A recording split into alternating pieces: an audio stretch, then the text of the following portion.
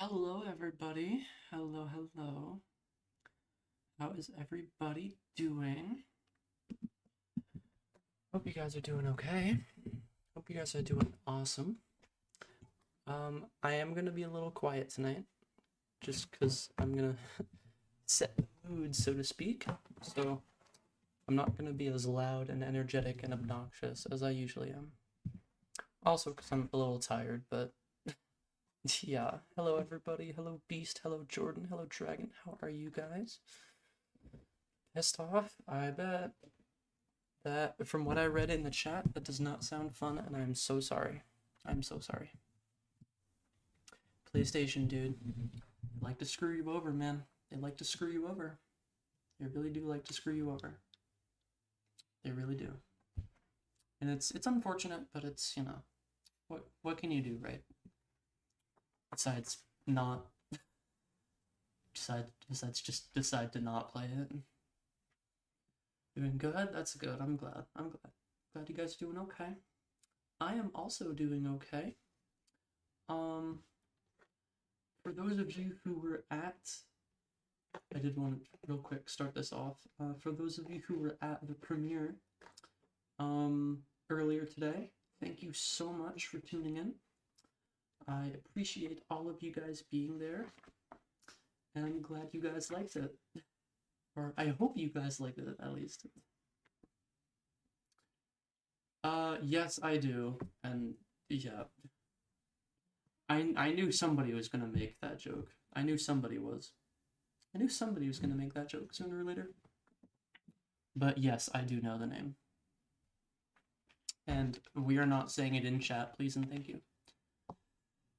Just to play something extremely fun and make the progress matter. So is it like the operations you have to buy PSN for?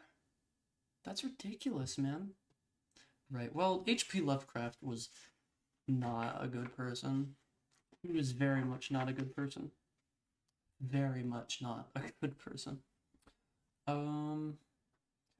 Yeah, that's annoying, Dragon. I'm so sorry. I'm so sorry. But yeah, guys, there is more music coming. This is not the only one. There's more music coming, and it's gonna be even better, and even more awesome, and even more fantastic, and incredible, and phenomenal. So look forward to it. Nettie? Yeah, dude, she goes a while, man. She's been going for what, like 8 hours now? Something? Oh, that's my live. Where's Nettie's live? How long has Nettie been live for? Nettie's been live for 7 hours. That's crazy. That is a little bit crazy. I could never do that. I could never do that. Never. I could never stream for 7 hours. Couldn't go to work. Oh man, I'm so sorry. At least you got the day off though. I have a cold, so if I'm about to sneeze, oh god. Oh my god. I have to, like, I'm cursed with shotgun sneezes, unfortunately. But yeah. Yeah, man, just relax. We are here to relax tonight. That being said, I think it's about time we get this thing started since I'm already a little late.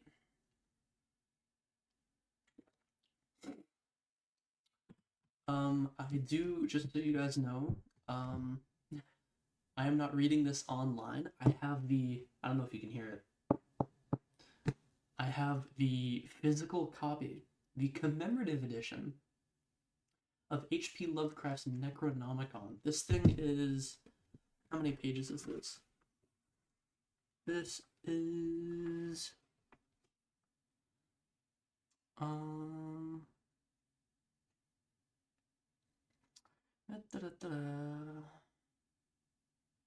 how many pages is this? 878. There's almost 1,000 pages. I got this for my birthday a few years ago, and I never really dug into it until now. I think time to raise the dead, It's time to raise the dead, chat. And we're gonna do so calmly and quietly, and not loud and obnoxious. So without further ado, here is H.P. Lovecraft's Necronomicon. I don't know if you guys can hear me flipping the pages, but... Alright. In memory of August Derleth and Donald Wandre for keeping the nightmares alive. This first story is called Night Gaunts.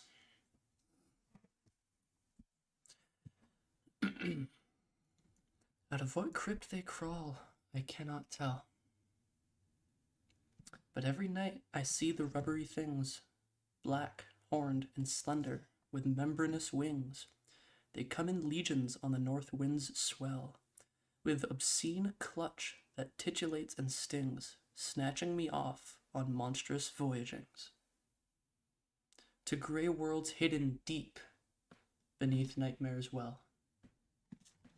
Over the jagged peaks of Thok they sweep, heedless of all the cries I try to make.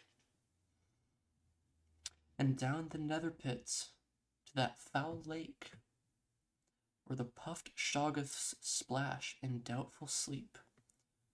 But oh, if only they would make some sound, or wear a face, or no faces should be found.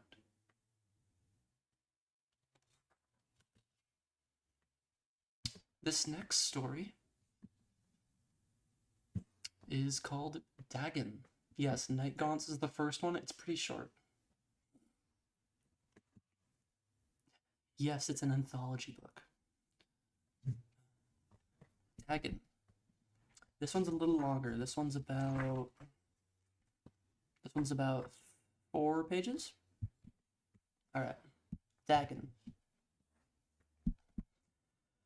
I am writing this under an appreciable mental strain, since by tonight I shall be no more. Hang on a second. There we go. This should be better. Penniless and at the end of my supply of the drug which alone makes life endurable. I can bear the torture no longer, and shall cast myself from this garret window into the squalid street below. Do not think from my slavery to morphine that I am a weakling or a degenerate. When you have read these hastily scrawled pages, you may guess, though never fully realize, why it is that I must have forgetfulness or death. I was in one of the most open and least frequented parts of the broad Pacific, that the packet of which I was supercargo fell a victim to the German sea raider.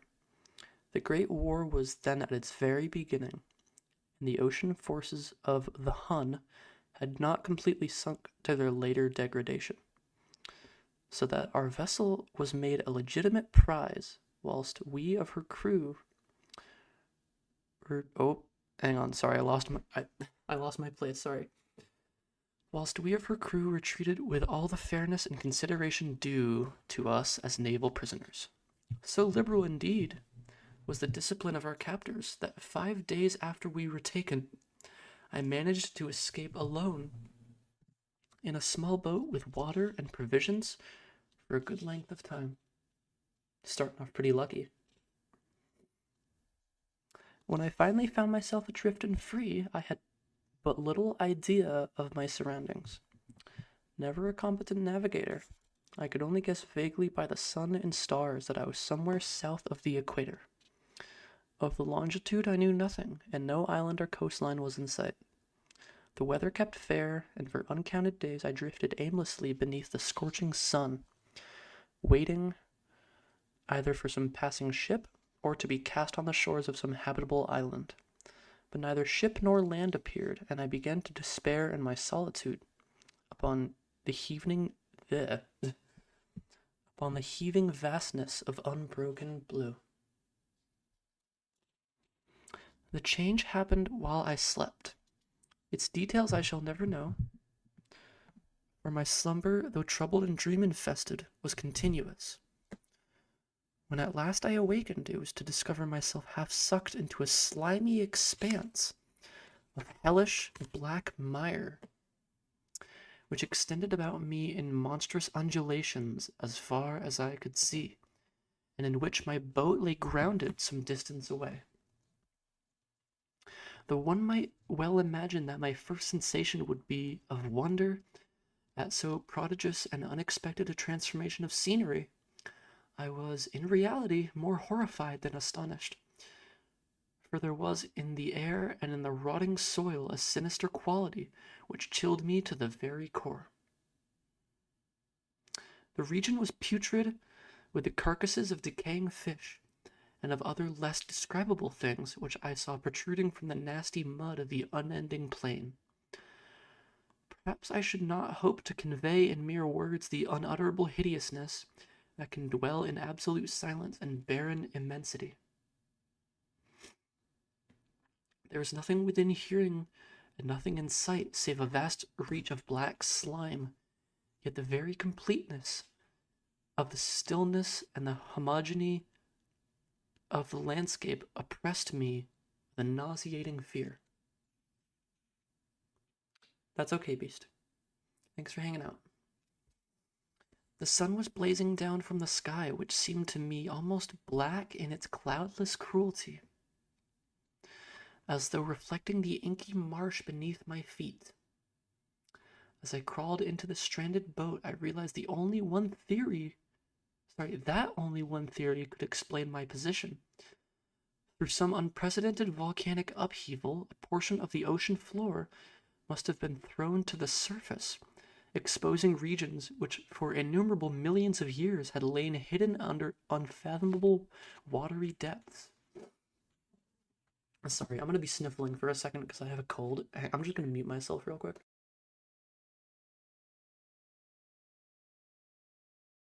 Sorry, I had to blow my nose.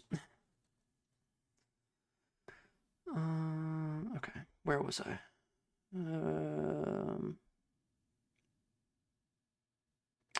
So great was the extent of the new land which had risen beneath me that I could not detect the faintest noise of the surging ocean, strain my ears as I might. Nor were there any seafowl to prey upon the dead things. For several hours I sat thinking or brooding in the boat, which lay upon its side and afforded a slight shade as the sun moved across the heavens. As the day progressed, the ground lost some of its stickiness, and seemed likely to dry sufficiently for traveling purposes in a short time. That night I slept but little, and the next day I made for myself a pack containing food and water, preparatory to an overland journey in search of the vanished sea and possible rescue. On the third morning, I found the soil dry enough to walk upon with ease. The odor of the fish was maddening, but I was too much concerned with graver things, the mind so slight and evil, and set out boldly for an unknown goal. All day I forged steadily westward, guided by a faraway hummock, which rose higher than any other elevation on the rolling desert. That night I encamped, and on the following day still traveled toward the hummock, though that object seemed scarcely nearer than when I had first espied it. By the fourth evening, I attained the base of the mound, which turned out to be much higher than it had appeared from the distance, and an intervening valley, setting it out in sharper relief from the general surface. Too weary to ascend, I slept in the shadow of the hill. I know not why my dreams were so wild that night, but ere the waning and fantastically gibbous moon had risen far above the eastern plain, I was awake in a cold perspiration, determined to sleep no more. Such visions as I had experienced were too much for me to endure again, and in the glow of the moon I saw how unwise I had been to travel by day. Without the glare of the parching sun, my journey would have cost me less energy. Indeed, I now felt quite able to perform the ascent, which had deterred me at sunset. Picking up my pack, I started for the crest of the eminence. I have said that the unbroken monotony of the rolling plain was a source of vague horror to me, but I think my horror was greater when I gained the summit of the mound and looked down the other side into an immeasurable pit or canyon, whose black recesses the moon had not yet soared high enough to illumine. I felt myself on the edge of the world, peering over the rim to a fathomless chaos of eternal night. Through my terror, ran curious reminiscences of Paradise Lost and Satan's hideous climb through the unfashioned realms of darkness. As the moon climbed higher in the sky, I began to see that the slopes of the valley were not quite so perpendicular as I had imagined. Ledges and outcroppings of rock afforded fairly easy footholds for a descent, whilst after a drop a few hundred feet, the declivity became very gradual. Urged on by an impulse which I cannot definitely analyze, I scrambled with difficulty down the rocks and stood on the gentler slope beneath, gazing into the Stygian depths where no light had yet penetrated. All at once my attention was captured by a vast and singular object on the opposite slope, which rose steeply about 100 yards ahead of me. An object that gleamed whitely in the newly bestowed rays of the ascending moon. That it was merely a gigantic piece of stone, I soon assured myself, but I was conscious of a distinct impression that its contour and position were not altogether the work of nature. A closer scrutiny filled me with sensations I cannot express, for despite its enormous magnitude and its position in an abyss which had yet yawned at the bottom of the sea since the world was young, I perceived beyond a doubt that the strange object was a well-shaped monolith, whose massive bulk had known the workmanship and perhaps the worship of living and thinking creatures. Dazed and frightened, yet not without a certain thrill of the scientist's or archaeologist's delight, I examined my surroundings more closely. I'm going to turn my mic volume down a little bit, just so I'm a little quieter. Dazed and frightened, yet not without a certain thrill of the scientist's or archaeologist's delight, I examined my surroundings more closely. The moon, now near the zenith, shone weirdly and vividly across the towering steeps that hemmed in the chasm, and revealed the fact that a far-flung body of water flowed at the bottom, winding out of sight in both directions and almost lapping my feet as I stood on the slope. Across the chasm, the wavelets washed the base of the Cyclopean monolith, on whose surface I could now trace both inscriptions and crude sculptures. The writing was in a system of hieroglyphics unknown to me, and unlike anything I had ever seen in books, consisting of the most part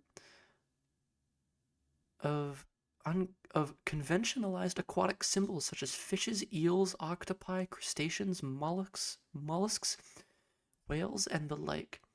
Several characters obviously represented marine things which are unknown to the modern world, but whose decomposing forms I had observed on the ocean-risen plain. It was the pictorial carving, however, that did most hold me spellbound. Plainly visible across the intervening water on account of their enormous size was an array of bas reliefs,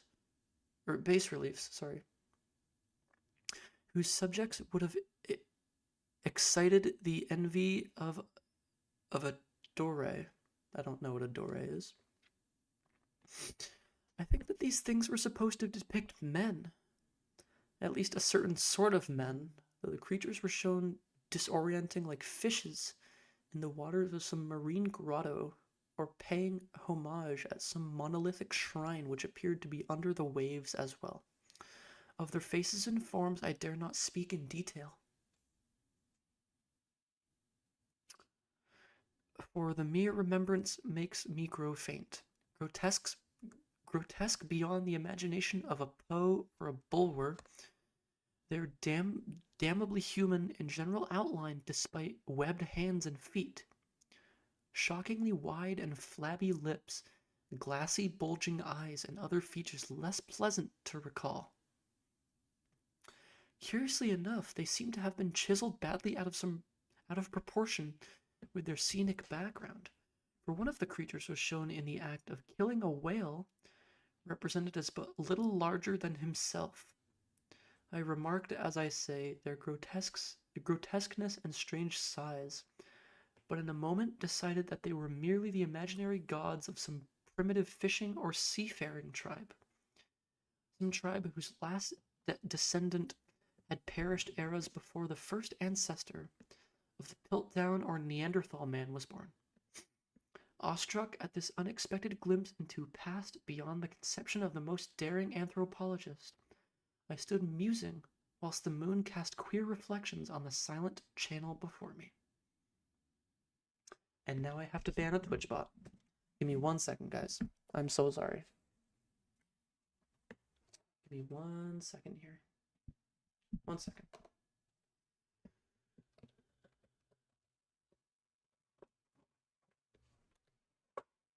Okay. Give me just a second here. Word. Okay. Here we go. Anyways. Thank you, Jordan. Have a good night. Thanks for hanging out.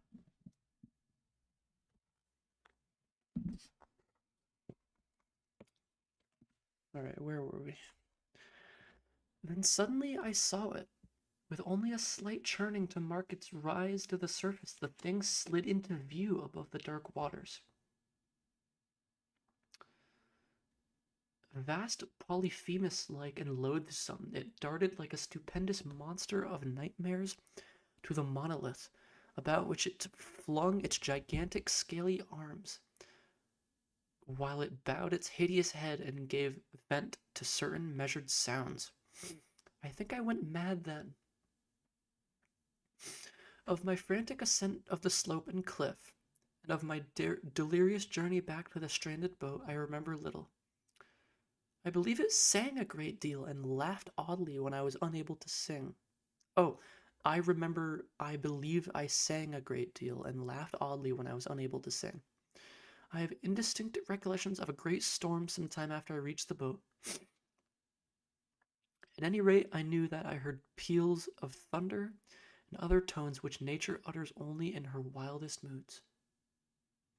When I came out of the shadows, I was in San Francisco Hospital, brought thither by the captain of the American ship which had picked up my boat in the and picked up my boat in mid-ocean. In my delirium I had said much, but found that my words had been given scant attention. Of any land upheaval in the Pacific my rescuers knew nothing, nor did I deem it necessary to insist upon a thing which I knew they could not believe. Once I sought out a celebrated ethnologist and amused him with peculiar questions regarding the ancient Philistine legend of Dagon, the fish god. But soon perceiving that he was hopelessly conventional, I did not press my inquiries. It is at night, especially when the moon is gibbous and waning, that I see the thing. I tried morphine, but the drug has given me only transient surcease and has drawn me into its clutches as a hopeless slave. So now I am to end it all, having written a full account of the information of the contemptuous amusement of my fellow men.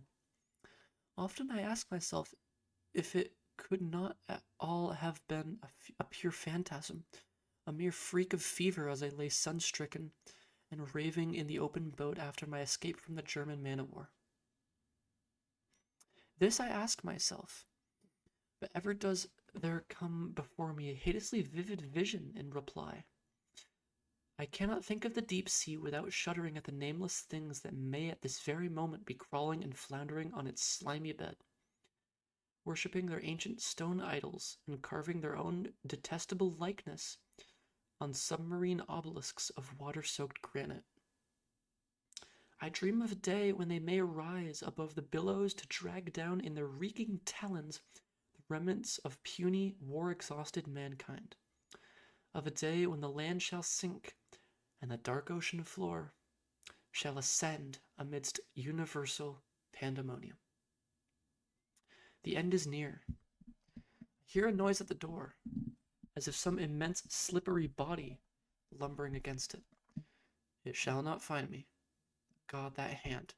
The window. The window.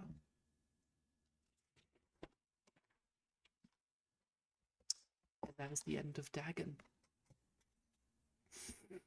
How's everybody doing? Everybody holding in good? Everybody doing okay? I'm gonna take a sip of my water before we continue.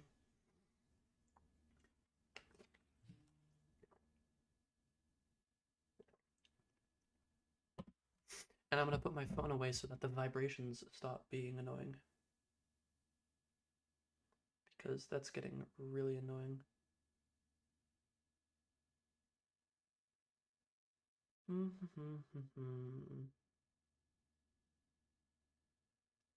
Okay. All right. Here we go.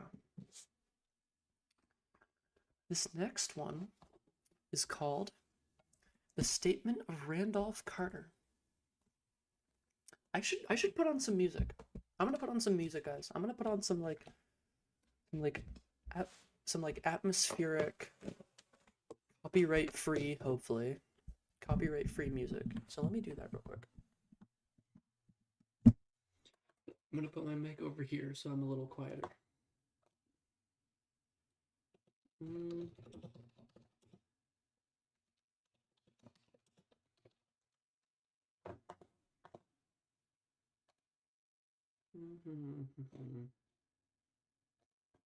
Let me just make sure that this is good.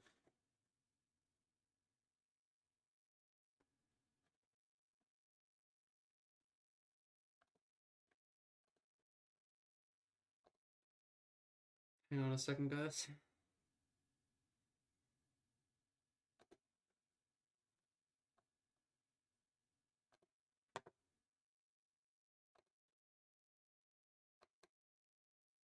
Alright, and I'm going to turn this down a little bit, because it might be a little loud. At least I think it's going to be a little loud. Yeah, it's a little loud. I think it's quieter, it's louder than I am. So I'm going to turn it way down. That way it's just kind of in the background there. And we can keep going. So this next one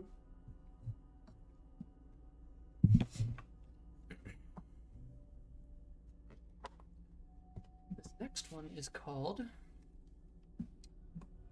The Statement of Randolph Carter. I repeat to you, gentlemen, that your inquisition is fruitless. Detain me here forever, if you will. Confine me or execute me if you must have a victim to propitiate the illusion you call justice. But I can say no more than I have said already. Everything that I can remember I have told you with perfect candor. Nothing has been distorted or conceited, and if anything remains vague, it is not only because of the dark cloud which has come over my mind, that cloud and the nebulous nature of the horrors which brought it upon me. Again I say, I do not know what has become of Harley Warren, though I think, almost hope, he is in peaceful oblivion. If there be anywhere so blessed,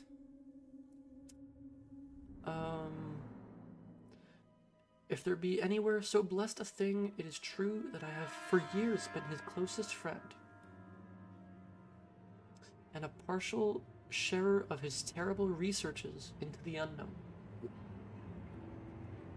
I will not deny, though my memory is uncertain and indistinct, that this witness of yours may have seen us together, as he says, on the Gainesville Pike, walking toward Big Cypress Swamp at 2:30 on that awful night. That we bore electric lanterns, spades, and a curious coil of wire which attached instruments. I will even affirm, for these things all play a part in the single hideous scene which remains burned into my shaken recollection. But of what followed, and of the reason I was found alone and dazed on the edge of the swamp next morning, I must insist that I know nothing save what I have told you over and over again. You say to me that there is nothing in the swamp or near it which could form the setting for that frightful episode. I reply that I knew nothing beyond what I saw. Vision or nightmare it may have been. Vision or nightmare I fervently hope it was. Yet it is all that my mind retains of what took place in those shocking hours after we left the sight of men. And why Harley Warren did not return, he or his shade, or some nameless thing I cannot describe. Wait, what? He or his shade, or some nameless thing I cannot describe alone can tell. As I have said before, the weird studies of Harley Warren were well known to me, and to some extent shared by me.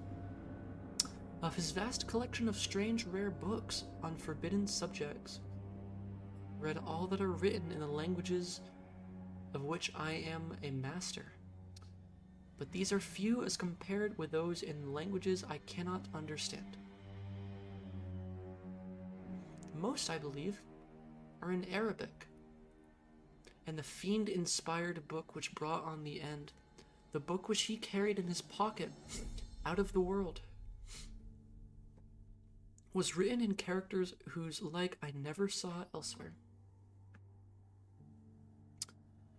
Warren would never tell me just what was in that book. As to the nature of our studies, must I say again that I no longer retain full comprehension. It seems to me rather merciful that I do not, for they were terrible studies which I pursued more through reluctant fascination than actual inclination. Warren always dominated me, and sometimes I feared him. I remember how I shuddered at his facial expression on the night before the awful happening, when he talked so incessantly of his theory, why certain corpses never decay, but rest firm and fat in their tombs for 1,000 years. But I do not fear him now, for I suspect that he has known horrors beyond my ken. Now I fear for him. Once more I say that I have no clear idea of our object on that night. Certainly it had much to do with something in the book which Warren carried with him, the ancient book in undecipherable characters which had come to him from India a month before.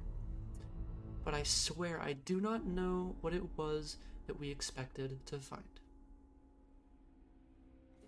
Your witness says he saw us at 2:30 on the Gainesville Pike, headed for Big Cypress Swamp. This is probably true, but I have no distinct memory of it. The picture seared into my soul is of one scene only, and the hour must have been long after midnight, for a waning crescent moon was high in the vaporous heavens. The place was an ancient cemetery, so ancient that I trembled at the manifold signs of immemorial years. It was in a deep, damp hollow, overgrown with rank grass, moss, and curious creeping weeds, and filled with a vague stench which my idle fancy associated absurdly with rotting stone. On every hand were the signs of neglect and decrepitude, and I seemed haunted by the notion that Warren and I were first living creatures to invade a lethal silence of centuries.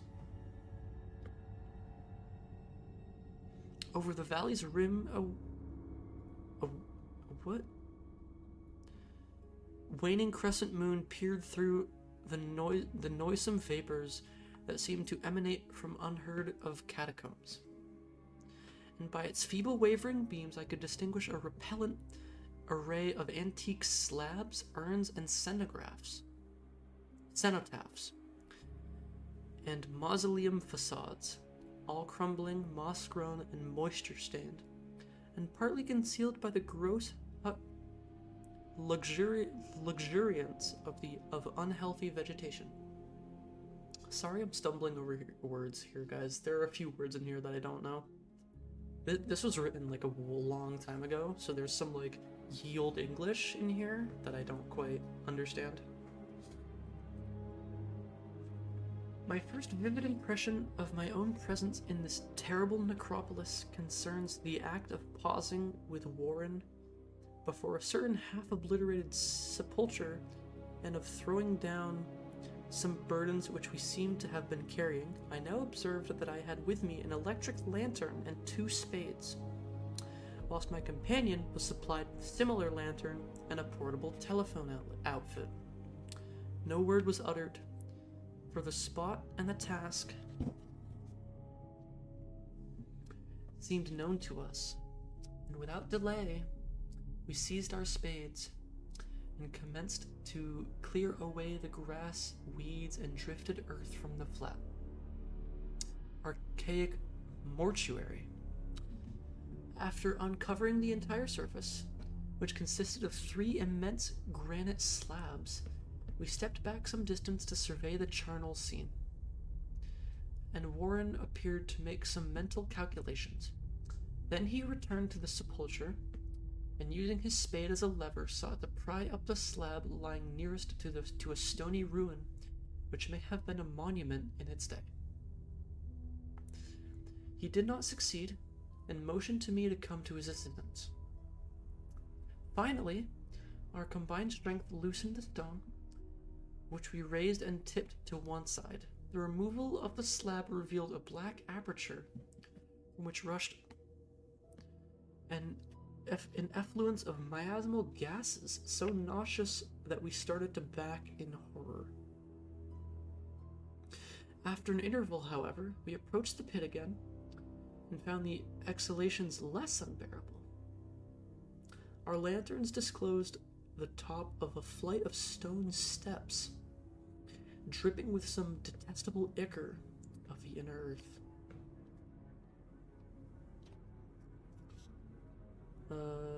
And bordered by moist walls encrusted with nitre. I'll pretend I know what that is.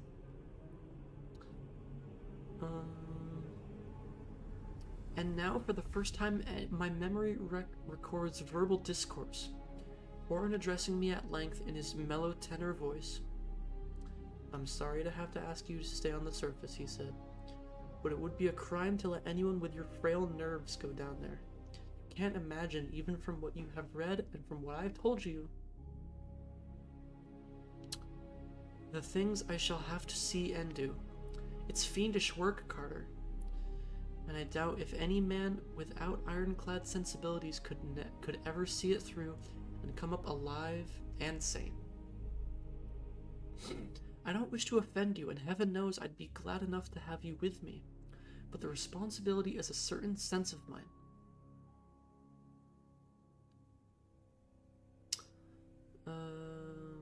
And I couldn't drag a bundle of nerves like you down to probable death or madness.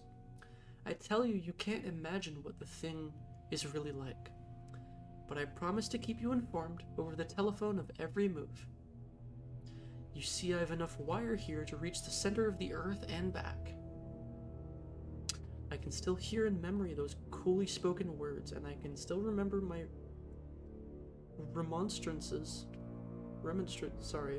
words. I seemed desperately anxious to accompany my friend into those sepulchral depths, yet he proved inflexibly obdurate. At one time he threatened to abandon the expedition if I remained insistent, a threat which proved effective since he alone held the key to the thing. All this I can still remember, though I no longer know what manner of the thing we sought. After he had obtained my reluctant acquiescence in his design, Warren picked up the reel of wire and adjusted the instruments. At his nod, I took one of the latter and seated myself upon an aged, discolored gravestone close by the newly uncovered aperture. Then he shook my hand, shouldered the coil of wire, and disappeared within that indescribable ossuary. For a minute I kept sight of the glow of his lantern and heard the rustle of the wire as he laid it down after him, but the glow soon disappeared abruptly, as if a turn in the stone staircase had been encountered, and the sound died away almost as quickly.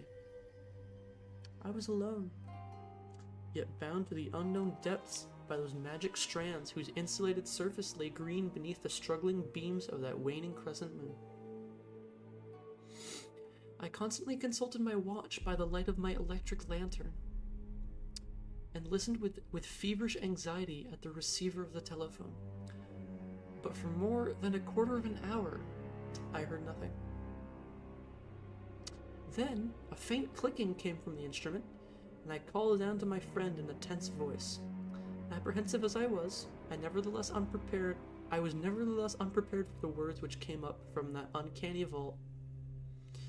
From Harley Warren, he who had been so calmly left to me a little while previously, now called from below in a shaky whisper more portentous than the loudest shriek. God, if only you could see what I'm seeing. I could not answer. Speechless, I could only wait. Then came the frenzied tones again. Carter, it's terrible, monstrous, unbelievable. This time my voice did not fail me, and I poured into the transmitter a flood of excited questions. Terrified, I continued to repeat, Warren, what is it? What is it? Once more came the voice of my friend, still hoarse with fear, and now apparently tinged with despair. I can't tell you, Carter. It's too utterly beyond thought. I dare not tell you. No man could know it and live. Great God, I never dreamed of this. Stillness again, save for my now incoherent torrent of shuddering inquiry. Then the voice of Warren in a pitch of wilder consternation. Carter, for the love of God, put back the slab and get out of this if you can. Quick, leave everything else and make for the outside. It's your only chance. Do as I say, and don't ask me to explain. I heard yet was able to only repeat my frantic questions. Around me were the tombs and darkness and the shadows. Below me, some peril beyond the radius of human imagination. But my friend was in great danger. In greater danger than I, and through my fear I felt vague resentment that he should deem me capable of deserting him under such circumstances. More clicking, and after a pause, a piteous cry. Beat it. For God's sake, put back the slab and beat it, Carter. Something in the boyish slang of my evidently stricken companion unleashed my faculties, and I formed and shouted a resolution. Warren, brace up, I'm coming down. But at this offer, the tone of my auditor changed from a scream to a scream of utter despair. Don't. You can't understand. It's too late. My own fault. Put back the slab and run. There's nothing else you or anyone can do now. The tone changed again, this time acquiring a softer quality, as of hopeless resignation. Yet it remained tense through anxiety for me. Quick, before it's too late. I tried not to heed him, tried to break through the paralysis which held me, and to fulfill my vow to rush down to his aid.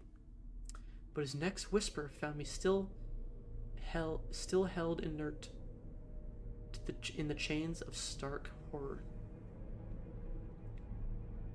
Carter, hurry. It's no use. You must go. Better one than two. The slab. A pause, more clicking than the faint voice of Warren. Nearly over now. Don't make it harder. Cover up those damn steps and run for your life. You're losing time. So long, Carter. I won't see you again. Here Warren's whisper swelled into a cry that gradually rose to a shriek, fraught with all the horror of the ages. Curse these hellish things, legions, my God. Beat it, beat it, beat it. After that was silence. I know not how many interminable eons I sat stupefied, whispering, muttering, calling, screaming into that telephone. Over and over again, through those eons, I whispered and muttered, called, shouted, and screamed. Warren, Warren, answer me. Are you there? And then there came to me the crowning horror of all, the unbelievable, unthinkable, almost unmentionable thing. I have said that eons seemed to elapse after Warren shrieked forth his last despairing warning, and that only my own cries now broke the hideous silence. But after a while, there was further clicking in the receiver.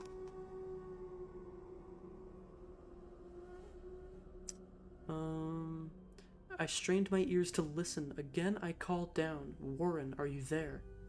And in answer I heard the thing which has brought this cloud over my mind. I do not try, gentlemen, to account for that thing, that voice, nor can I venture to describe it in detail, since the first words took away my consciousness and created a mental blank which reaches to the time of my awakening in the hospital. Shall I say that the voice was deep, hollow, gelatinous, remote, unearthly, inhuman, disembodied? What shall I say? It was the end of my experience, and it is the end of my story. I heard it and knew no more. Heard it as I sat petrified in that unknown cemetery in the hollow amidst the crumbling stones and falling tombs, the rank vegetation and the miasmal vapors. Heard it well up from the innermost depths of that damnable open sepulchre as I watched amorphous, necrophagous shadows dance beneath an accursed waning moon. And this is what it said. You fool, Warren is dead. And that was the statement of Randolph Carter. Moving on, we have The doom that came to Sarnath. We're gonna do this one, and then I'm gonna go for a few minutes. We're gonna go on a little break, and then I'll be back. Okay? Alright. The doom that came to Sarnath. There is in the land of Mar a vast still lake that is fed by no stream, and out of which no stream flows. 10,000 years ago there stood by its shore the mighty city of Sarnath. But Sarnath stands there no more. It is told that in the immemorial years... oh, sorry. I hate hiccups. I get hiccups like crazy, and it's like so annoying. So freaking obnoxious. Alright. Anyways. Where was I? It is told that in the immemorial years, when the world was young, before ever the men of Sarnath came to the land of Mar, another city stood beside the lake, the grey stone city of Ib, which was old as the lake itself, and peopled with beings not pleasing to behold. Very odd and ugly were these beings, as indeed are most things of a world, yet inchoate and rudely fashioned. It is written on the brick cylinders of Cadatharon. The beings of Ib were in hue as green as the lake, and the mists that rise above it, that they had bulging eyes, pouting flabby lips, and curious ears, and were without voice. It is also written that they descended one night from the moon in a mist, they and the vast still lake and grey stone city of Ib. However this may be, it is uncertain that they worship. It is certain that they worshipped a sea green stone idol chiseled in the likeness of Bokrug, the great water lizard, before which they danced horribly when the moon was gibbous. And it is written in the papyrus of Ilarnak that they one day discovered fire, and thereafter kindled flames on many ceremonial occasions. But not much is written of these beings, because they lived in very ancient times, and man is young, and knows but little of the very ancient living things. After many eons, men came to the land of Mar, dark shepherd folk with their fleecy flocks, who built Thra, Ilarnak, and Cadatharon on the winding river Ai. And certain tribes, more hardy than the rest, pushed on to the border of the lake and built. Sarnath was the spot where precious metals were found in the earth.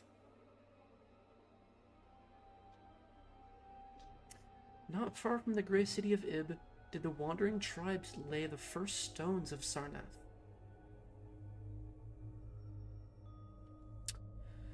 And at the beings of Ib they marveled greatly, but with their marveling was mixed hate, for they sought it not meet that beings of such aspect should walk around the world of men at dusk. Nor did they like the strange sculptures upon the grey monoliths of Ib, for those sculptures lingered so late in the world, even until the coming of men none can tell, unless it was because the land of Mar is very still, and remote from most other lands both of waking and of dream. As the men of Sarnath beheld more of the beings of Ib, their hate grew, and it was not less because they found a being weak and soft as jelly to the touch of stones and arrows. So one day the young warriors, the slingers and the spearmen and the bowmen, marched against Ib and slew all the inhabitants thereof, pushing the bodies into the lake with long spears because they did not wish to touch them. And because they did not like the grey sculptured monoliths of Ib, they cast them also into the lake, wondering from the greatness of the labor, however the stones were brought from afar, as they must have been, since there is not like them in the land of Mar or in the lands adjacent. Thus, of the very ancient city of Ib was nothing spared, save the sea-green stone idol chiseled in the likeness of Bokrug, the water lizard. This the young warriors took back with them as a symbol of conquest over the old gods and beings of Ib, and as a sign of leadership. But on the night after he was set up in the temple, a terrible thing must have happened. For weird lights were seen over the lake, and in the morning the people found the idol gone, and the high priest lying dead, as from some fear unspeakable. And before he died, he had scrawled upon the altar of chrysolite with coarse, shaky strokes, the sign of doom. After him, there were many high priests of Sarnath, but never was the sea-green stone idol found, and many centuries came and went, wherein Sarnath prospered exceedingly, so that only priests and old women remembered what Taran Ishwat had scrawled upon the altar of chrysolite. Betwixt Sarnath and the city of Harnek arose a caravan route, and the precious metals from the earth were exchanged for other metals and rare cloth and jewels and books and tools for artificers and all things of luxury that are known to the people who dwell among the winding river, aye and beyond. So Sarnath waxed mighty and learned and beautiful, and sent forth conquering armies to subdue the neighboring cities. And in time there sat upon a throne in Sarnath the kings of all the land, and Mar, and of many lands adjacent. The wonder of the world and the pride of all mankind was Sarnath the Magnificent. Of polished desert quarried marble were its walls, in height 300 cubits and breadth 75, so that chariots might pass each other as men drove them along the top. For full 500 stadia did they run, being open only on the side towards the lake, where a greenstone seawall kept back the waves that rose oddly once a year at the festival of the destroying of Ib. In Sarnath were 50 streets from the lake to the gates of the caravans, and 50 more intersecting them. With onyx were they paved, save those whereon the horses and camels and elephants trod, and were paved with granite. And the gates of Sarnath were as many as the landward ends of the streets, each of bronze and flanked by figures of lions and elephants carven from some stone no longer known among men. The houses of Sarnath were of glazed brick and chalcedony, each having its walled garden and crystal lakelet. With strange art were they built, for no other city had houses like them, and travelers from Thra and Ilarnek and Cadatharon marveled at the shining domes wherewith they were surmounted. But more marvelous still were the palaces and temples and gardens made by Zokar the Olden King. There were many places, the last of which were mightier than any in Thra or Ilarnek, or Cadatharon. So high were they, real, that one within might sometimes fancy himself beneath only the sky. Yet when lighted with torches dipped in the oil of Duther, their walls showed vast paintings of kings and armies, of a splendor at once inspiring and stupefying to the beholder. Many were the pillars of the palaces, all of tinted marble, and carven into designs of surpassing beauty, and in most of the palaces, the floors were mosaics of beryl and lapis lazuli and sardonyx and carbuncle and other choice materials. so disposed that the beholder might fancy himself walking over beds of the rarest flowers. And there were likewise fountains which cast scented waters about in pleasing jets arranged with cunning art. Outshining all others was the palace of the kings of Mar, and at the lands adjacent. On a pair of golden crouching lions rested the throne, many steps above the gleaming floor, and it was wrought of one piece of ivory, though no man lives who knows whence so vast a piece could have come. In that palace there were also many galleries and many amphitheaters, where lions and men and elephants battled at the pleasure of the kings. Sometimes the amphitheaters were flooded with water conveyed from the lake in mighty aqueducts, and then were enacted stirring sea fights or combats between swimmers and deadly marine things. Lofty and amazing were the 17 tower-like temples of Sarnath, fashioned of a bright multicolored stone that not known elsewhere.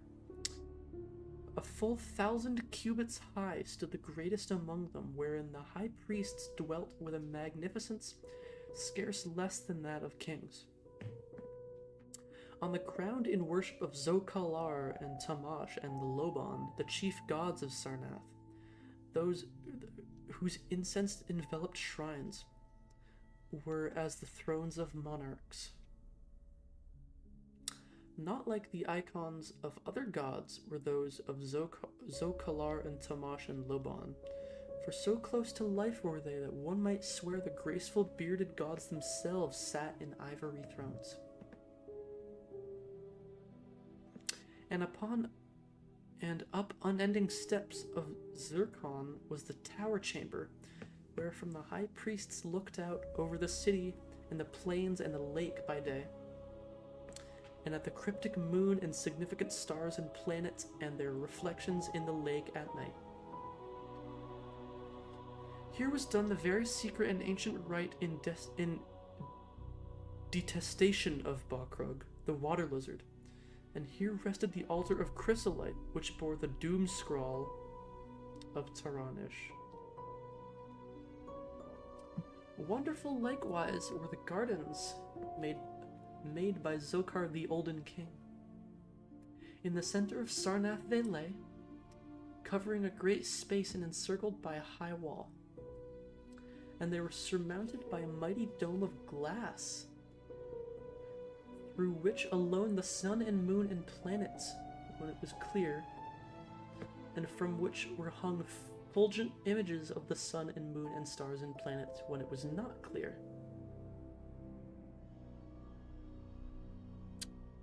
In summer the gardens were cooled with fresh odorous breezes skillfully wafted by fans, and in winter they were heated with concealed fires, so that in those gardens it was always spring. There ran little streams over bright pebbles, dividing meads of green and gardens of many hues, and spanned by multitude of bridges. Many were the waterfalls in their courses, and many were the lilied lakelets into which they expanded.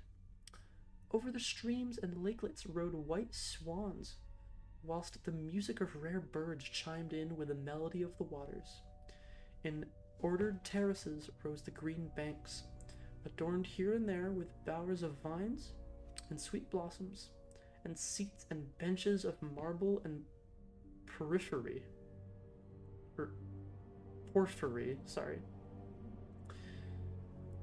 And there were many small shrines and temples where one might rest or pray to small gods. Hey God Emperor, welcome in. We are reading the Necronomicon right now because it's spooky month. We are reading specifically the Doom that came to Sarnath.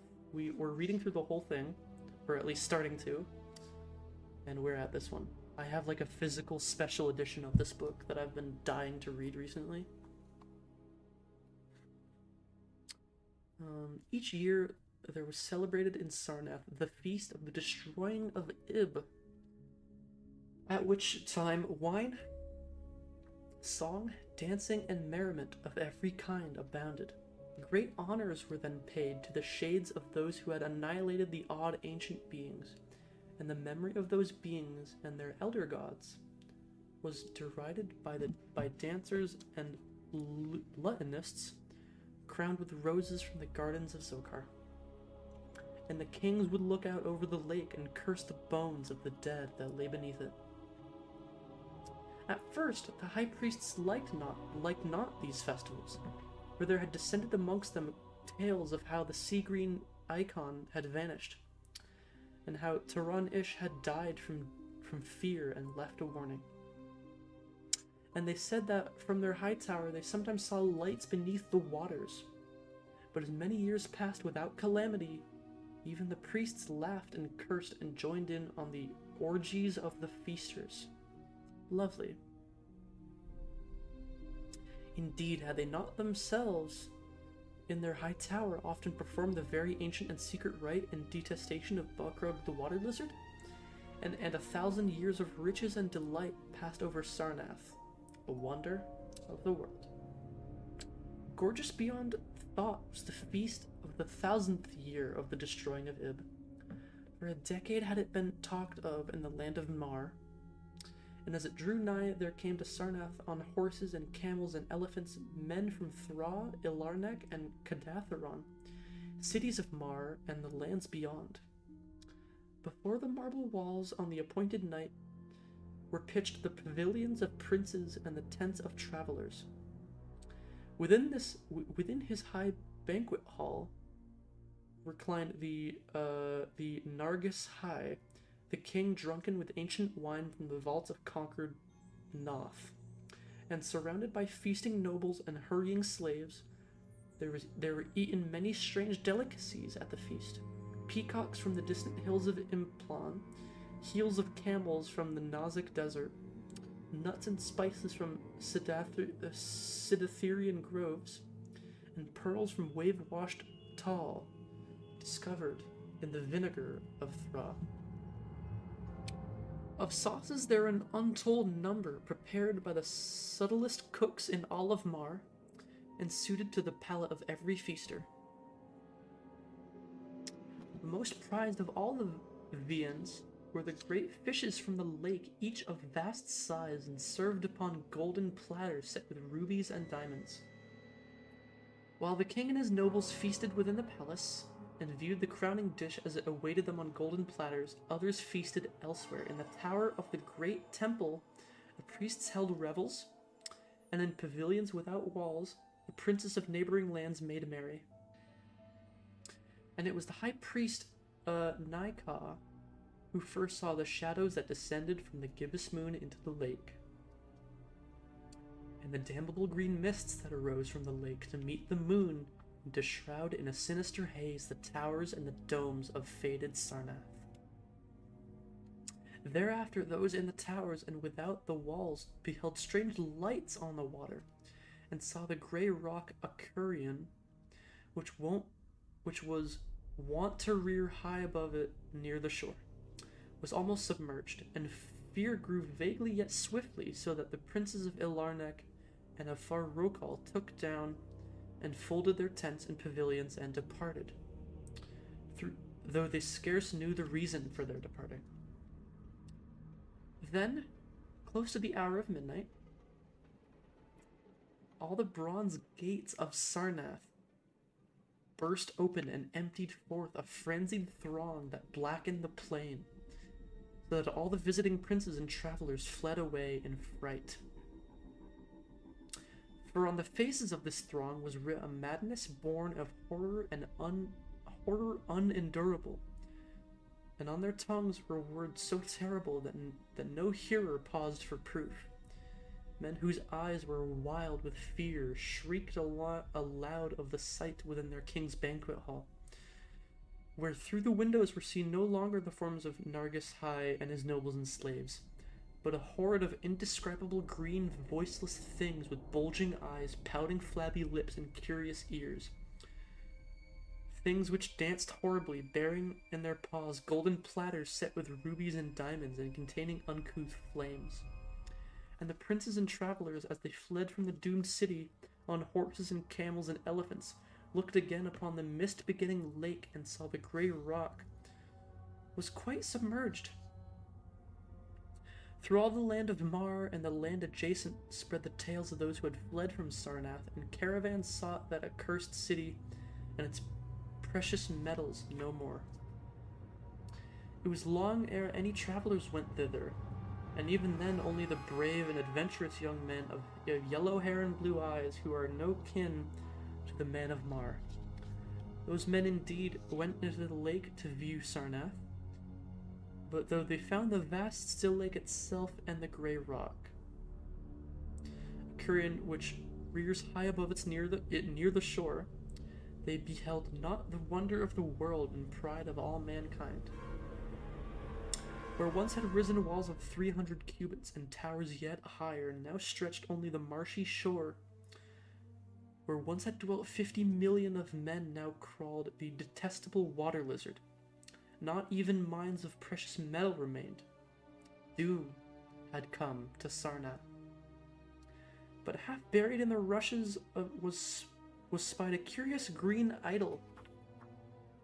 Indeed, an exceedingly ancient idol chiseled in the likeness of Bakrog, the great water lizard. That idol, enshrined in the high temple at Ilarnek, was subsequently worshipped beneath the gibbous moon throughout the land of Mar. And that's where we're going to pause for now. I'm going to go use the bathroom, and I will be back shortly. See you guys in a bit. Please behave.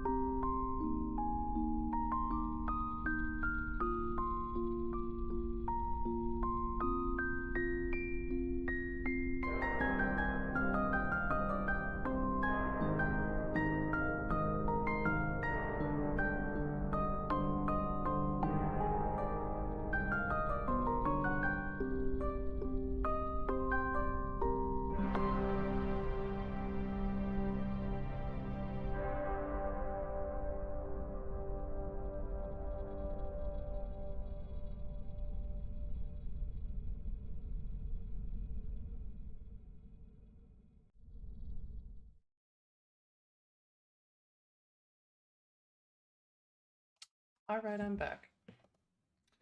Hello everybody, I am back. Alright. So, alright. So this next story is The Cats of Ulthar. Kitties of Ulthar. Let me go ahead and bring this music back up.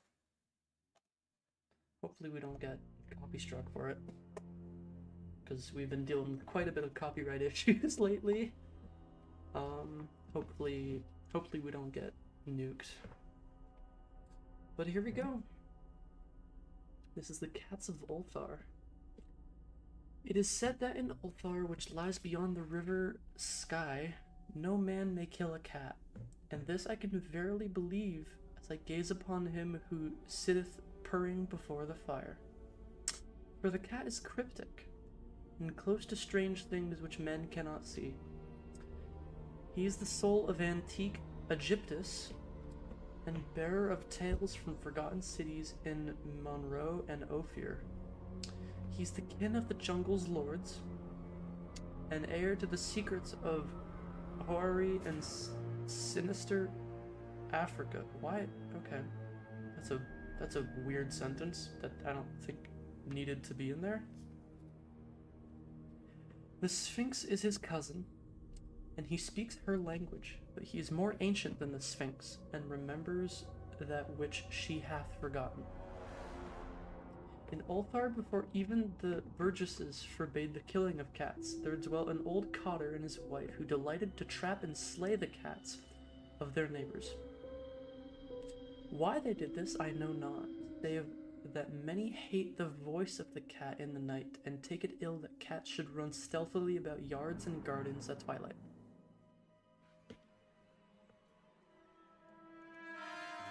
Okay, there we go.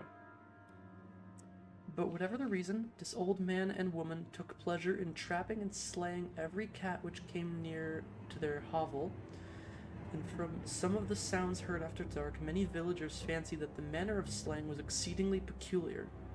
But the villagers did not discuss such things with the old man and his wife, because of the habitual expression on the withered faces of the two, and because their cottage was so small and so darkly hidden under the spreading oaks at the back of a neglected yard.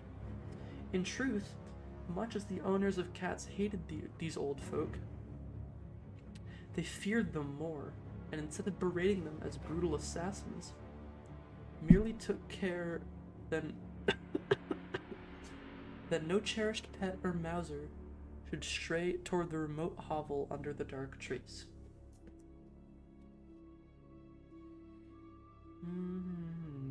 When through some unavoidable oversight a cat was missed, and sounds heard after dark, the loser would lament impotently, or console himself by thanking fate that it was not one of his children who had thus vanished.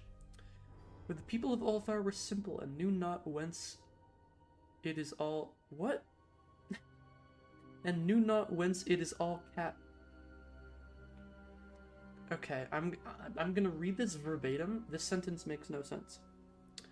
Thanking fate that it was not one of their children who had thus vanished.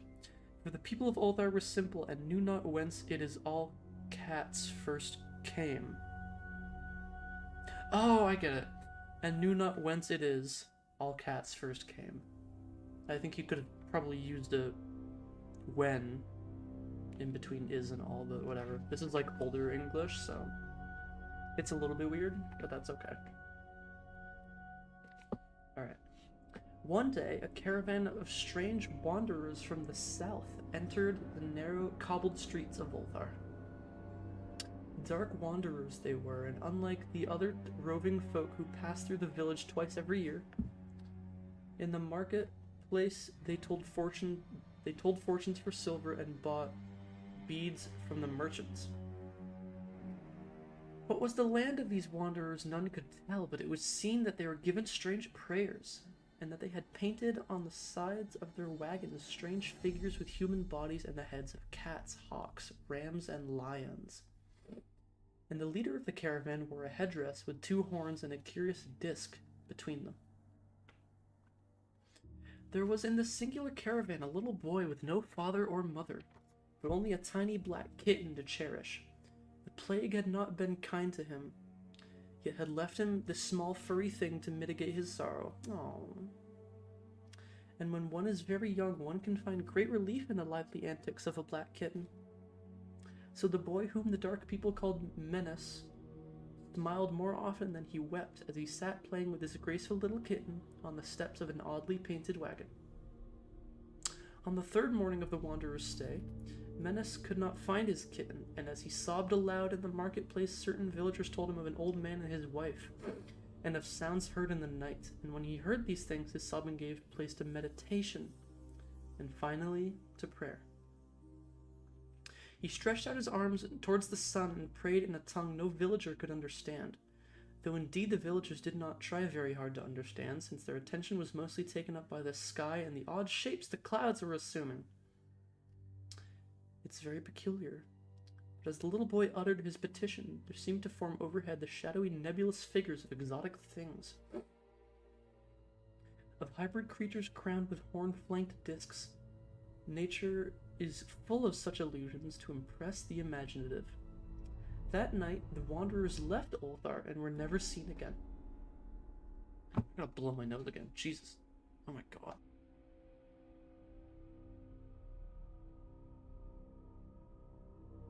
Okay. Oh my god, dude. Were never seen again, and the householders were troubled when they noticed that in all the village there was not a cat to be found. From each hearth, the familiar cat had vanished, cats large and small, black, gray, striped yellow, and white. Old Cranon, the burgomaster, swore the dark folk had taken the cats away in revenge for the killing of the kitten, and cursed the caravan and the little boy. But Nith, the lean notary, declared that the old cotter and his wife were more likely persons to suspect, for their hatred of cats was notorious and increasingly bold. Still, no one dare complain to the sinister couple, even when little Adol, the innkeeper's son, vowed that he had, at twilight, seen all the cats in that accursed yard under the trees, pacing very slowly and solemnly in a circle around the cottage, two abreast, as in performance of some unheard-of rite of beasts. The villagers did not know how much to believe from so small a boy, and though they feared that the evil pair had charmed the cats to their death, they preferred not to chide the old cotter till they met him outside his dark and repellent yard. So Ulthar went to sleep in vain anger, and when the people awakened at dawn, behold, every cat was at his accustomed hearth. Large and small, black, gray, striped, yellow, and white, none was missing. Very sleek and fat did the cats appear, and sonorous with purring content. The citizens talked with one another about the affair, and marveled not a little. Old Cranon again insisted that it was the dark folk who had taken them, since cats did not return alive from the cottage of the ancient man and his wife. But all agreed on one thing, that the refusal of all the cats to eat their portions of meat or drink their saucers of milk was exceedingly curious. For 2 whole days the sleek, lazy cats would touch no food, but only doze by the fire or in the sun. It was fully a week before the villagers noticed that no lights were appearing at dusk in the windows of the cottage under the trees. Then the lean Nith remarked that no one had seen the old man or his wife since the night the cats were away. In another week, the burgomaster decided to overcome his fears and call at the strangely silent dwelling as a matter of duty. Though in so doing, he was careful to take with him Shang the blacksmith and Thul the cutter of stone as witnesses. And when they had broken down the frail door and found only this, 2 cleanly picked human skeletons on the earthen floor, and a number of singular beetles crawling in from the shadowy corners. There was subsequently much talk among the burgesses of Ulthar. Zath the coroner disputed at length with Nith the lean notary, and Cranon and Shang and Thul were overwhelmed with questions. Even little Adol, the innkeeper's son, was closely questioned and given a sweetmeat as reward. They talked of the old cotter and his wife, of the caravan of dark wanderers, of small Menace and his black kitten, of the prayer of Menace to the sky. During that prayer of the doings of the cats on the night the caravan left, and of what was later found in the cottage under the dark trees in the repellent yard. And in the end, the burgesses passed that remarkable law which is told by traders in Hatheg and discussed by travelers in near, namely, that in Ulthar no man may kill a cat. Hi Matt, welcome in. We are reading English. We are reading Lovecraft tonight. We are reading Lovecraft. Specifically, we're reading my physical copy of the Necronomicon that I have. We just finished The Cats of Ulthar, and we are now on to The Nameless City.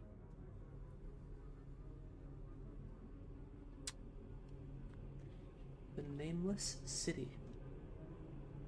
Let me take a drink of my water real quick.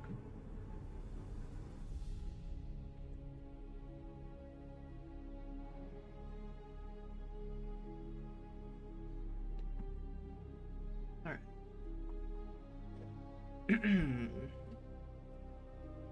Nameless City. When I drew nigh the Nameless City, I knew it was accursed. I was traveling in a parched and terrible valley under the moon, and afar I saw it protruding uncannily above the sands as part of a corpse may protrude from an ill-made grave. Fear spoke from the age-worn stones of this hoary survivor of the deluge. This great-grandfather of the eldest pyramid, and a viewless aura repelled me and bade me retreat from antique and sinister secrets that no man should see, and no man else had ever dared to see. Remote in the desert of Arabia lies the Nameless City, crumbling and inarticulate, its low walls nearly hidden by the sands of uncounted ages. It must have been thus before the first stones of Memphis were laid. And while the bricks of Babylon were yet unbaked, there is no legend so old as to give it a name, or to recall that it was ever alive, but it is told of in whispers around campfires, and muttered about by grandmas in the tents of sheikhs, so that all the tribes shun it without wholly knowing why. It was of this place that Abdul al-Hazred, the mad poet, dreamed on the night before he sang his unexplainable couplet. That is not dead which can eternal lie, and with strange eons even death may die. I should have known that the Arabs had good reason for shunning the Nameless City. The city told in strange tales, but seen by no living man, yet I defied them, and went into the untrodden waste with my camel. I alone have seen it, and that is why no other face bears such hideous lines of fear as mine. Why no other man shivers so horribly when the night wind rattles the windows. When I came upon it in the ghastly stillness of unending sleep, it looked at me, chilly from rays of cold moon amidst the desert's heat. And as I returned its look, I forgot my triumph in finding it, and it stopped still with my camel to wait for the dawn. For hours I waited till the east grew gray and the stars faded, and the gray turned to roseate light edged with gold. I heard a moaning and saw a storm of sand stirred among the antique stones through the sky was clear and the vast reaches of the desert still. Then suddenly above the desert's far rim came the blazing edge of the sun, seen through the tiny sandstorm which was passing away, and in my fevered state, I fancied that from some remote depth there came a crash of musical metal to hail the fiery disc, as Menon hails it from the banks of the Nile. My ears rang and my imagination seethed as I led my camel slowly across the sand to that unvocal place, that place which I alone of living men had seen. In and out amongst the shapeless foundations of houses and places, I wandered, finding never a carving or inscription to tell of these men, if men they were, who built the city and dwelt in it so long ago. The antiquity of the spot was unwholesome, and I longed to encounter some sign or device to prove that the city was indeed fashioned by mankind. There were certain proportions and dimensions in the ruins that I did not like. Valid. I had with me many tools and dug much within the walls of the obliterated edifices, but progress was slow and nothing significant was revealed. When night and the moon was slow... When night and the moon returned, I felt a chill wind which brought new fear, so that I did not dare to remain in the city, and as I went outside the antique walls to sleep... a small sighing sandstorm gathered behind me, blowing over the gray stones. The moon was bright and most of the desert still. I awakened just at dawn from a pageant of horrible dreams, my ears ringing as from some metallic peal. I saw the sun peering readily through the last gusts of a little sandstorm that hovered over the nameless city and marked the quietness of the rest of the landscape. Once more I ventured within those brooding ruins that swelled beneath the sand like an ogre under a coverlet, and again dug vainly for relics of the forgotten race. At noon I rested, and in the afternoon I spent much time tracing walls and bygone streets, and the outlines of nearly vanished buildings. I saw that city had been mighty indeed, and wondered at the sources of its greatness. To myself I pictured all the splendors of an age so distant that Chaldea would not call it, and thought of Sarnath the Doomed that stood in the land of Mar when mankind was young, and of Ib that was carven of grey stone before mankind existed. All at once I came upon a place where the bedrock rose stark through the sand and formed a low cliff. And here I saw with joy what seemed to promise further traces of antediluvian people. Hewn rudely on the face of the cliff were the unmistakable facades of several small squat rock houses, or temples, whose interiors might preserve many secrets of ages too remote for calculation, though sandstorms had long since effaced many carvings which may have been outside. Just want to see real quick. I'm just gonna check something. Okay. So we're gonna read this story, and then we're gonna call it a night. We got a little bit while, though. A little while longer before this is done. Very low and sand-chalked were all the dark apertures near me, but I cleared one with my spade and crawled through it, carrying a torch to reveal whatever mysteries it might hold. When I was inside, I saw that the cavern was indeed a temple, and beheld plain signs of the race that had lived and worshipped before the desert was a desert. Primitive altars, pillars, and niches, all curiously low, were not absent. And though I saw no sculptures or frescoes, there were many singular stones clearly shaped into symbols by artificial means. The lowness of the chiseled chamber was very strange, for I could hardly kneel upright. The area was so great that my torch showed only part of it at a time. I shuddered oddly in some of the far corners, for certain altars and stones suggested forgotten rites of terrible, revolting, and inexplicable nature, and made me wonder what manner of men could have made and frequented such a temple. When I had seen all that the place contained, I crawled out again, avid to find what the temples might yield. Night had now approached, yet the tangible things I had seen made curiosity stronger than fear, so that I did not flee from the long moon-cast shadows that daunted me when first I saw the nameless city. In the twilight I cleared another aperture, and with a new torch crawled into it, finding vague stones and symbols, though nothing more definite than the other temple had contained. The room was just as low, but much less broad, ending in a very narrow passage that crowded with obscure and cryptical shrines. Thank you, Matt. About these shrines I was prying when the noise of wind and my camel outside broke through the stillness and drew me north to see what could have frightened the beast. The moon was gleaming vividly over the primitive ruins, lighting a dense cloud of sand that seemed blown by a strong but decreasing wind from some point along the cliff ahead of me. I knew it was chilly. I knew it was this chilly, sandy wind which had disturbed the camel, and was about to lead him to a place of better shelter when I chanced to glance up and saw that there was no wind atop the cliff. This astonished me and made me fearful again. But I immediately recalled the sudden local winds that I had seen and heard before sunrise and sunset, and judged it was a normal thing.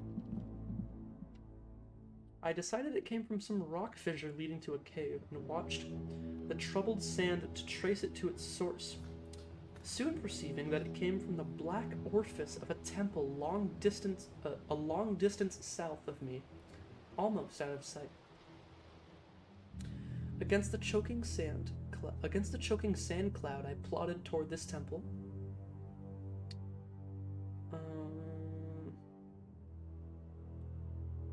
Which, as I neared it, loomed larger than the rest, and showed a doorway far less clogged with caked sand.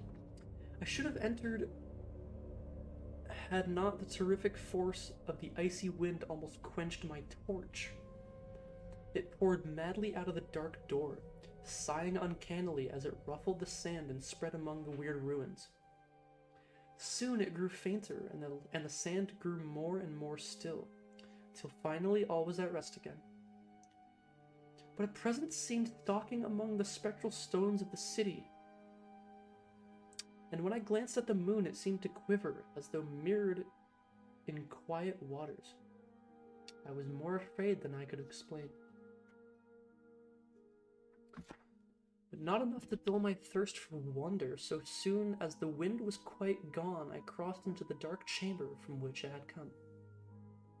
This temple, as I had fancied from the outside, was larger than either of those I had visited before, and was presumably a natural cavern since it bore winds from some region beyond. Here I could stand quite upright, but saw that the stones and altars were as low as those other temples. On the walls and roof I beheld for the first time some traces of the pictorial art of the ancient race. Curious curling streaks of paint that had almost faded or crumbled away, and on two of the altars I saw with rising excitement a maze of well-fashioned curvilinear carvings. As I held my torch aloft, it seemed to me that the shape of the roof was too regular to be natural, and I wondered what prehistoric cutters of stone had first worked upon. Their engineering skill must have been vast. Then a brighter flare of the fantastic flames showed that for which I had been seeking, the opening to those remoter abysses whence the sudden wind had blown, and I grew faint when I saw that it had a small and plainly artificial door chiseled into the solid rock. I thrust my torch within, beholding a black tunnel with the roof arcing low over a rough flight of very small, numerous, and steeply descending steps. I shall always see those steps in my dreams, for I came to learn what they meant. At the time I hardly knew whether to call them steps or mere footholds in a precipitous descent. My mind was whirling with mad thoughts, and those words and warnings of Arab prophets seemed to float across the desert from the lands that men know to the nameless city that men dare not know. Yet I hesitated only for a moment, because advancing through the portal and commencing to climb cautiously down the steep passage, feet first, as though on a ladder. It is only in the terrible phantasms of drugs or delirium that any other man can have such a descent as mine. The narrow passage led indefinitely down like some hideous haunted well, and the torch I held above my head could not light the unknown depths toward which I was crawling. I lost track of the hours and forgot to consult my watch. though I was frightened when I thought of the distance I must be traversing. There were changes of direction and of steepness, and once I came to a long, low, level passage where I had to wriggle my feet first along the rocky floor, holding the torch at arm's length beyond my head. The place was not high enough for kneeling. After that were more of the steep steps, and as I was still scrambling down intermittently when my failing torch died out. I do not think I noticed it at the time, for when I did notice it, I was still holding it above me as if it were ablaze. I was quite unbalanced with that instinct, for the strange and the unknown which had made me a wanderer upon earth, and a haunter of far, ancient, and forbidden places. In the darkness there flashed before my mind fragments of my cherished treasury of demonic lore, sentences from Al-Hazred the Mad Arab, paragraphs from the apocryphal nightmares of Damascus, and infamous lines from the delirious Image du Monde of Gauthier de Metz. I repeated strange extracts and muttered of Afrasiab and the demons that floated with him down the Oxus, later chanting over and over again a phrase from one of Lord Dunsany's tales, the unvertebrate blackness of the abyss. Once, when the descent grew amazingly steep, I recited something in sing-song from Thomas More until I feared to recite more. A reservoir of darkness black, as witches' cauldrons are when filled, with moon drugs in the eclipse distilled. Leaning to look if foot might pass, down through that chasm I saw beneath, as far as vision could explore, the jetty sides as smooth as glass, looking as if just vanished o'er. With that dark pitch, the seat of death throws out upon its slimy shore. Time had quite ceased to exist when my feet again felt a level floor, and I found myself in a place slightly higher than the rooms in two smaller temples, now so incalculably far above my head. I could not quite stand, but could kneel upright, and in the dark I shuffled and crept hither and thither at random. I soon knew that I was in a narrow passage whose walls were lined with cases of wood having glass fronts. As in that Paleozoic and abysmal place I felt of such things as polished wood and glass, I shuddered at the possible implications. The cases were apparently ranged along each side of the passage at regular intervals, and were oblong and horizontal, hideously like coffins in shape and size. When I tried to move two or three for further examination, I found that they were firmly fastened. I saw that the passage was a long one, so floundered ahead rapidly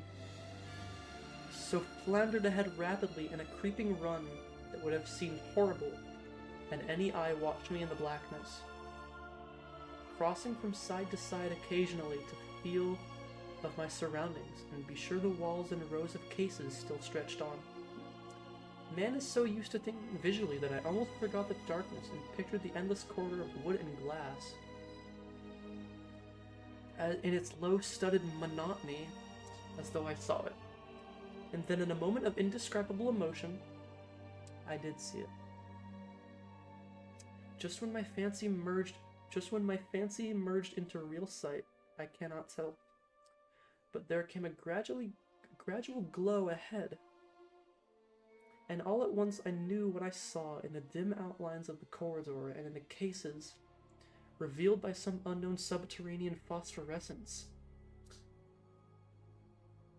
For a little while, all was exactly as I had imagined it, since the glow was very faint. But as I mechanically kept stumbling ahead into the stronger light, I realized that my fancy had been feeble. This hall was no relic of crudity, like the temples in the city above, but a monument of the most magnificent and exotic art. Rich, vivid, and daringly fantastic designs and pictures formed a continuous scheme of mural painting, whose lines and colors were beyond description. The cases were of strange golden wood, with fronts of exquisite glass and containing those mummified forms of creatures outreaching in grotesqueness of the most chaotic dreams of man. To convey any idea of these monstrosities is impossible. They are of the reptile kind, with body lines suggesting sometimes the crocodile, sometimes the seal, but more often nothing of which either the naturalist or the paleontologist ever heard. In size, they approximated a small man, and their forelegs bore delicate and evident feet curiously like human hands and fingers. But strangest of all were the heads, which presented a contour violating all known biological principles. To nothing can such things be well compared. In one flash, I thought of comparisons as varied as the cat, the bulldog, the myth of the satyr, and the human being. Not Jove himself had so colossal and protuberant a forehead, yet the horns and noselessness and the alligator-like jaw placed the things outside all established categories. I debated for a time the reality of the mummies, half suspecting they were artificial idols, but soon decided they were indeed some Pelagian species, which had lived when the nameless city was alive. To crown their grotesqueness, most of them were gorgeously enrobed in the costliest of fabrics, and lavishly laden with ornaments of gold, jewels, and unknown shining metals. The importance of all these crawling creatures must have been vast. They held first place among the wild designs of the frescoed walls and ceiling. With matchless skill had the artist drawn them in a world of their own, wherein they had cities and gardens fashioned to suit their dimensions. And I could not help but think that their pictured history was allegorical, perhaps showing the progress of the race that worshipped them.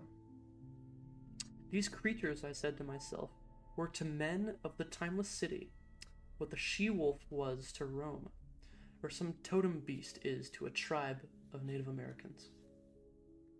It says Indians here, but that's an outdated term. Holding this view, I could trace roughly a wonderful epic of the nameless city, the tale of the mighty seacoast metropolis that ruled the world before Africa rose out of the waves, and of its struggles as the sea shrank away and the desert crept into the fertile valley that held it. I saw its wars and triumphs, its troubles and defeats, and afterwards its terrible fight against the desert when thousands of its people, here represented in allegory by the grotesque reptiles, were driven to chisel their way down through the rocks in some marvelous manner to another world whereof their prophet had told them. It was all vividly weird and realistic, and its connection with the awesome descent I had made was unmistakable. I even recognized the passages.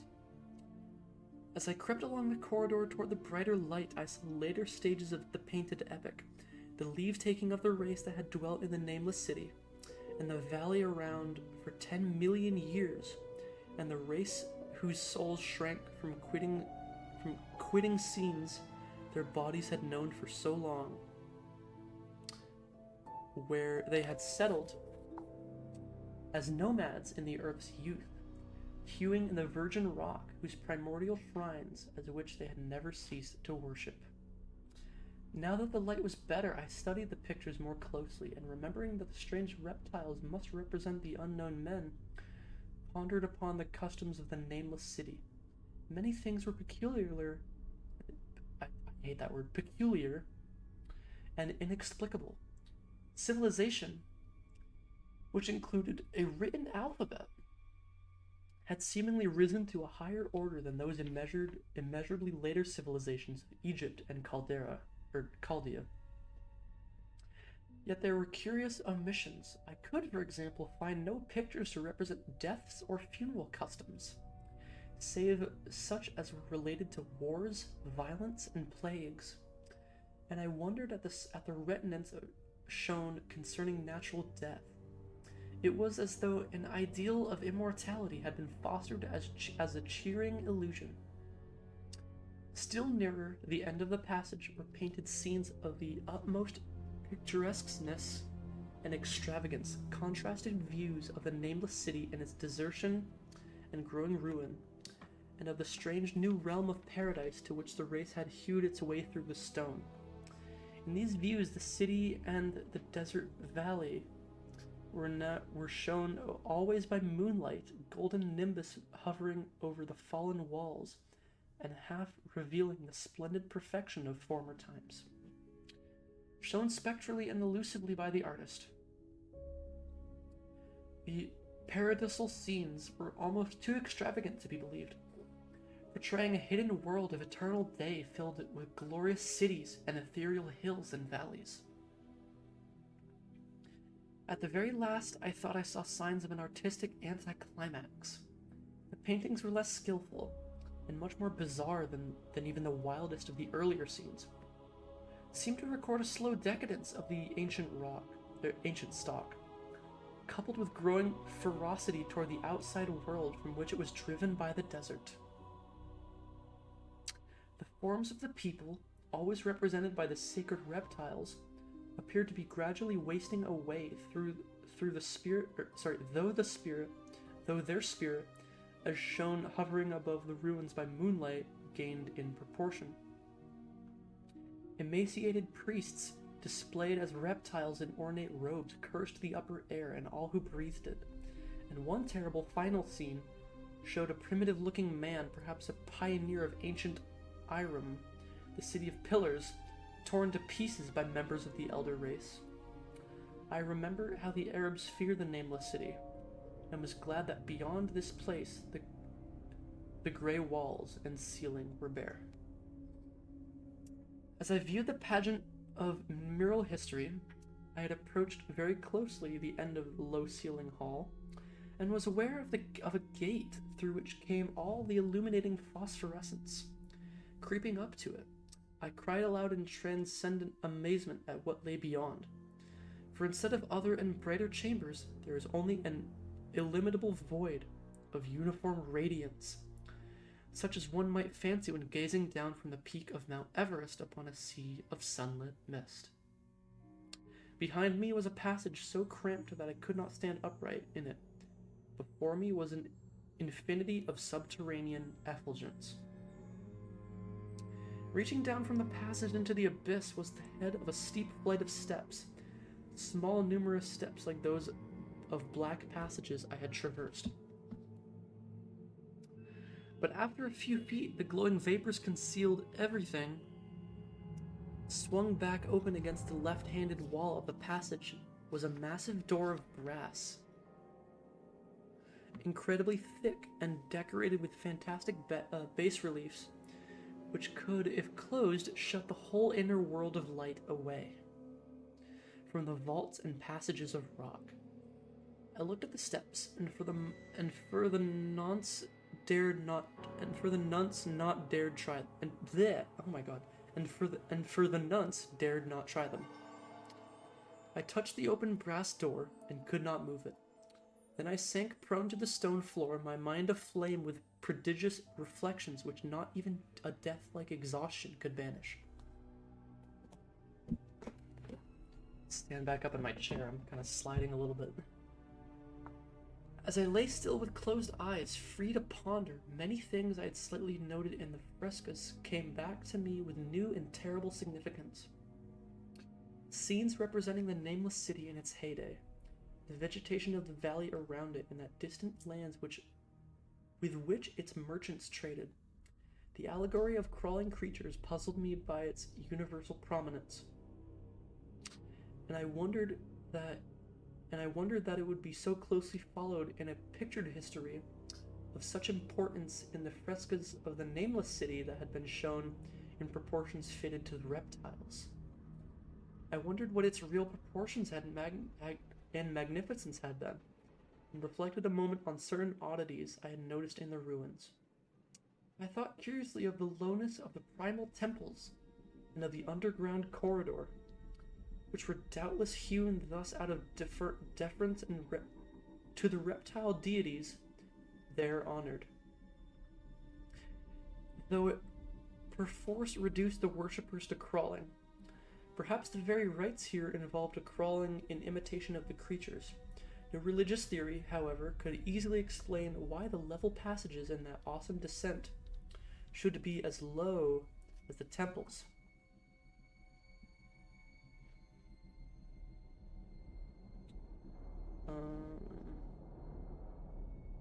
Where did I... hang on, I lost my place.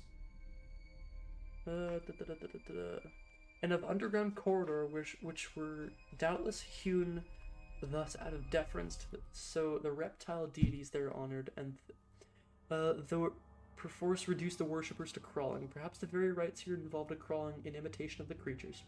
No religious theory could easily explain why the level passages in that awesome descent should be as low as the temples, or lower, since one could not even kneel in it. As I thought of the crawling creatures whose hideous mummified forms were so close to me, I felt a new throb of fear. Mental associations are curious, and I shrank from the idea that except for the poor primitive man torn to pieces in the last painting, mine was the only human form amidst the many relics and symbols of primordial life. But as always in my strange and roving existence, wonder soon drove out fear. With a luminous abyss, and what it might contain presented a problem worthy of the greatest explorer.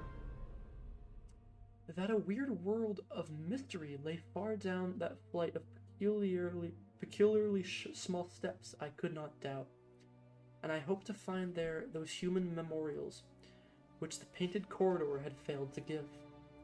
The frescoes had pictured unbelievable cities and valleys in this lower realm, and my fancy dwelt on the rich and colossal ruins that awaited me.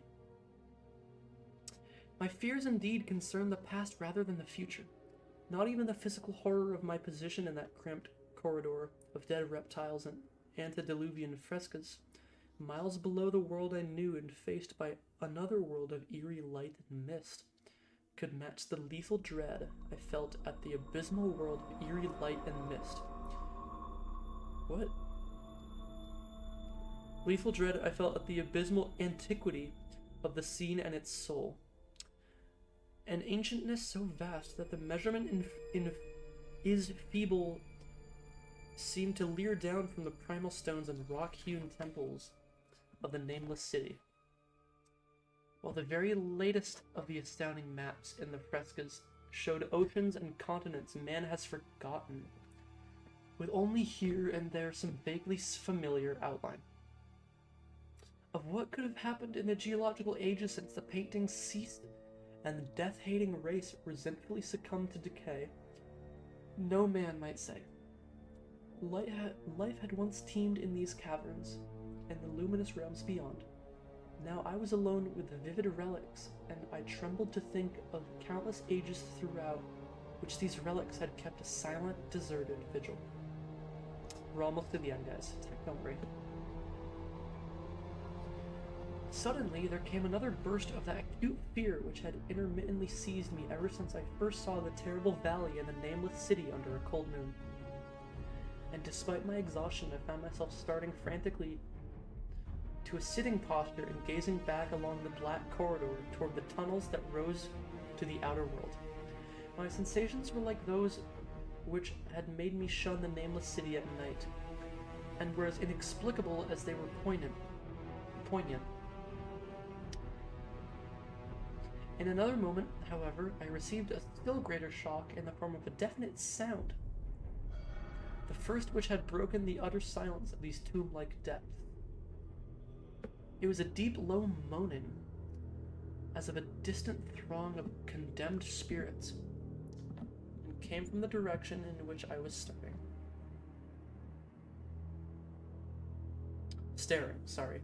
Its volume rapidly grew till it soon reverberated frightfully through the low passage, and at the same time I became conscious of an increasing draught of cold air, likewise flowing from the tunnels in the city above.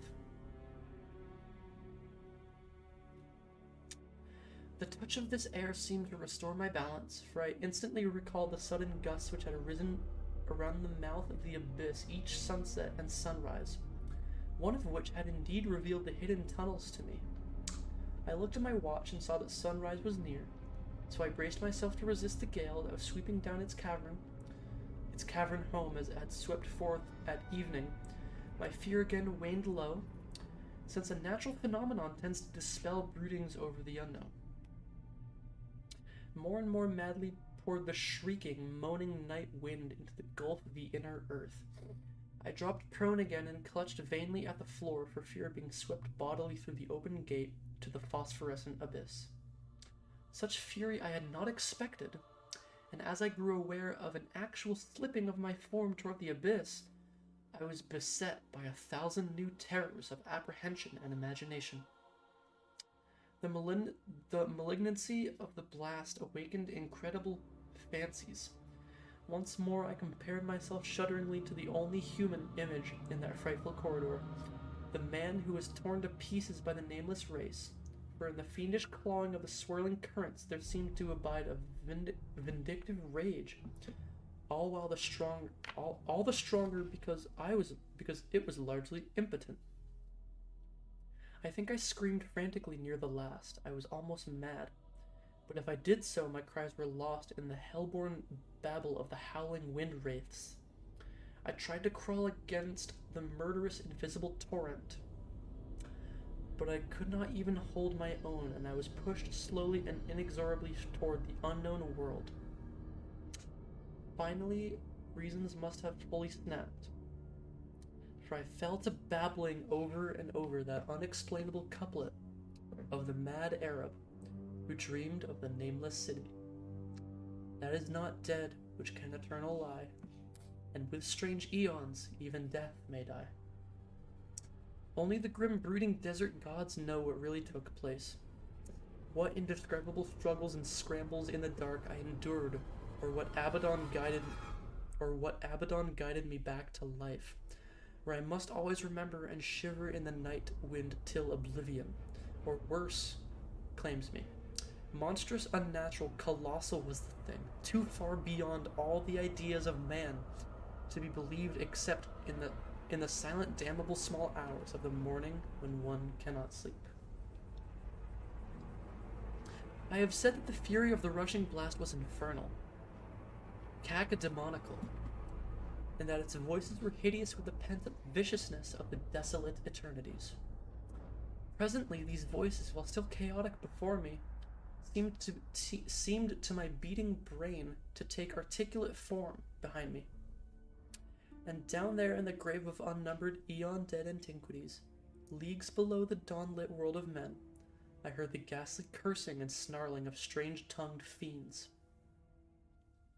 Turning, I saw outlined against the luminous ether of the abyss that could not be seen against the dusk of the corridor, a nightmare horde of rushing devils, hate-distorted, grotesquely panoplied, half-transparent devils of a race that no man might mistake, the crawling reptiles of the nameless city. And as the wind died away, I was plunged into the ghoul-pooled darkness of Earth's bowels, for behind the blast of the creatures, the great brazen door clanged shut with a deafening peal of metallic music, whose reverberations swelled out to the distant world to hail the rising sun, as Menon hails it from the banks of the Nile. And there we have it. That was the Nameless City. And that is where we will call it a night. Thank you everybody so much for joining me tonight. I appreciate your company. I especially appreciate you guys who were here for the premiere of my first cover chat. I love and appreciate you guys. Thank you so much. I will catch you guys not tomorrow. Oh, I do have to write the schedule this week. But there's not going to be a stream tomorrow. It's probably going to be like what the last few weeks have been. Monday, Wednesday, Friday, and Saturday is probably what I'm gonna do. So until Monday, thank you all so much for joining me. I hope you have a wonderful rest of your night, morning, evening, afternoon, whatever kind of day it is for you. And I will catch you all later. Have a good night, guys. Thank you so much. Bye.